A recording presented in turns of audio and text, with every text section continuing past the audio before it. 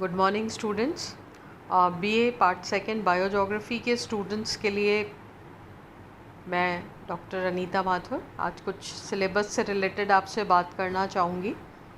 पिछले दिनों हमारी काफ़ी रेगुलर क्लासेस हुई और खुशी की बात ये रही कि हमने अपना सिलेबस जो है वो पूरा कर लिया है। और जब भी आपसे बात हुई, आप कई बच्चों ने मुझे नोट्स भी बना के दिखाए, तो आई एम वेरी सेटिस्फाइड कि आपका कोर्स पूरी तरह से हो चुका है। फर्स्ट यूनिट की जहाँ तक हम बात करते हैं, biogeography meaning, scope and definitions वाला टॉपिक हमने क्लास में बहुत अच्छे से किया। इसके अतिरिक्त हमने डार्विन्स थ्योरी है, tropical level and food chain है, एनर्जी फ्लो है, इकोसिस्टम है, इकोटोन्स हैं, बायोम्स हैं। ये सारे जो टॉपिक्स थे ये हमने बहुत अच्छे से डिटेल में किए थे। मैंने आपको लिखवाए भी थे इनके नोट्स। इसके अतिरिक्त ये हम पहले ऑनलाइन क्लासेस में भी कर चुके हैं। तो जो फर्स्ट हमारा यूनिट था, फर्स्ट यूनिट में कोई भी चैप्टर ऐसा नहीं है कि जिसको हमने छोड़ रखा हो। पूरा इसको हमने 100% कवर कर लिया था। सेकेंड यूनिट में बेसिकली हमारा जूजोग्राफिकल रीजन्स एंड वेजिटेशन जो है, विश्व का जितना भी फ्लोरा एंड फ्योना है उसका अध्ययन हमारा सेकेंड यूनिट में था, जिसमें dispersal, domestication, world distribution, factors affecting all these things, ये सारी हमने पढ़ी थी। और साथ ही साथ आपको अलग अलग तरह के मैप से भी आपको परिचित कराया था कि किस प्रकार से हम इन टॉपिक्स को अगर एग्ज़ाम में ये आते हैं तो किस प्रकार से हम इनको प्रेजेंट करेंगे। ये मेनली ये सारा जो था ये सेकेंड यूनिट में था, जिसको हमने पूरा अच्छे से डिटेल स्टडी कर लिया था।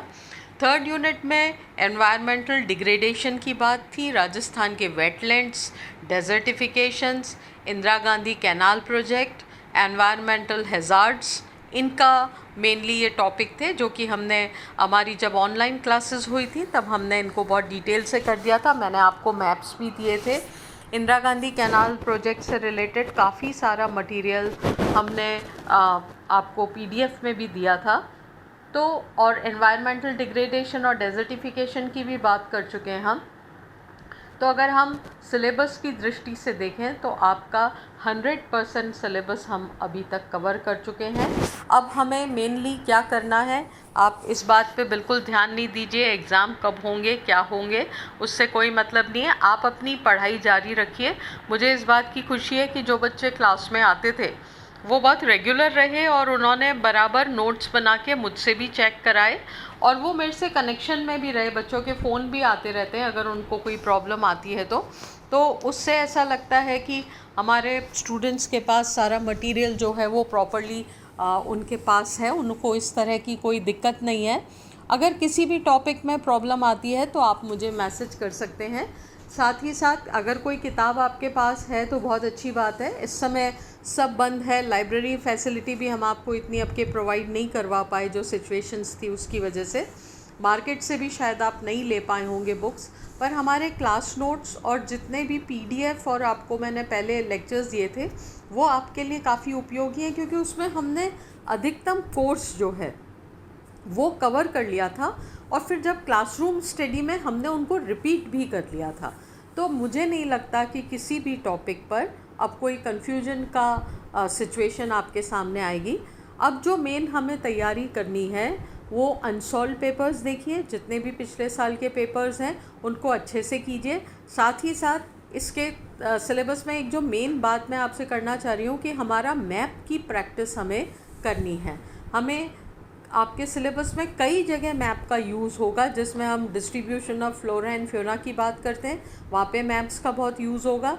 साथ ही साथ जब हम बायोम्स के टॉपिक्स करेंगे तो उसमें भी हमें मैप का ध्यान रखना पड़ेगा। और साथ ही साथ एक जो फर्स्ट क्वेश्चन आता है जिसमें हमें मैप में, वर्ल्ड मैप में भरने के लिए बहुत सारी चीज़ें दी जाती हैं। तो ये सारा, इससे हमें ये अंदाज़ा लगता है कि हमारी मैप प्रैक्टिस जो है वो बहुत सॉलिड होनी चाहिए। तो मैंने आपसे कहा था मैप बनाने की प्रैक्टिस भी करनी थी आपको, और साथ ही साथ आप जितने भी बायोम्स में या world distribution of flora and Fiona में या आपके किसी भी टॉपिक में जब भी आप कोई नाम पढ़ते हैं, किसी जगह का नाम पढ़ते हैं, तो आप ये कष्ट कीजिए कि आप उसको अपनी एटलस में देखिए, उसकी लोकेशन देखिए, ताकि वो चीज़ें आपको याद हो जाएंगी। और मैप वाला क्वेश्चन ऐसा है कि उसमें आपको पूरे नंबर मिलने के चांसेस रहते हैं। और being a student of geography आपको ये सारी चीज़ें अच्छे से आनी चाहिए, इसमें कोई दो राय नहीं है। तो अब आपके पास बहुत टाइम है, आप घर पे बैठे हुए हैं, तो आप आराम से इन सब चीज़ों की प्रैक्टिस कीजिए। जो नोट्स आपने बनाए उनको रिपीट करते रहिए, ताकि वो चीज़ आपको बिल्कुल पक्की हो जाएगी। और आपको कभी भी एग्ज़ाम हो, हमें इससे मतलब नहीं है जून में हो, जुलाई में हो, डजेंट मैटर, हमें तो बिल्कुल अपनी तैयारी 100% रखनी है। कहीं भी कोई टॉपिक आपका छूटा नहीं है, इसलिए हमें मैटर की कोई प्रॉब्लम ही नहीं है, क्योंकि सारा जो है मैटर वो आपके पास ऑलरेडी है। आप उसको रिपीट करते रहिए, आप उसको पढ़ते रहिए। और साथ ही साथ मैप ऐसी चीज़ है जो कि एक जिसको सीखना, जिसको पढ़ना एक निरंतर प्रक्रिया है। हम किसी सिलेबस से बांध के उसको नहीं कर रहे हैं, हम जनरल हर चीज़ को मैप पे देखें। रोज़ का एक टारगेट बना लीजिए कि आज हमें फ़िज़िकल मैप को देखना है, एक एक कॉन्टिनेंट को ले लीजिए, एक एक कंट्री को ले लीजिए। समय की कोई कमी नहीं है। अगर घर पे एटलस नहीं है तो आपको गूगल पे भी एटलस मिल जाएगी, सारे मैप्स आपको ऑनलाइन अवेलेबल हो जाएंगे। उनका अध्ययन करते रहिए, वो आपके लिए एक बहुत अच्छा मन लगाने का भी साधन है। और इसका इंटरेस्ट अगर आपको हो जाएगा तो बहुत, being a student of geography और ना भी ज्योग्राफी के स्टूडेंट हो, तो ये सारी चीज़ें सबको आनी चाहिए। तो मैं अब आपको यही सजेस्ट करूँगी, हमारा कोर्स हो चुका है और इसी कोर्स को आप अपना आधार मानते हुए अपने नोट्स बनाइए, तैयारी कीजिए, मैप की तैयारी कीजिए। Wish you all the best.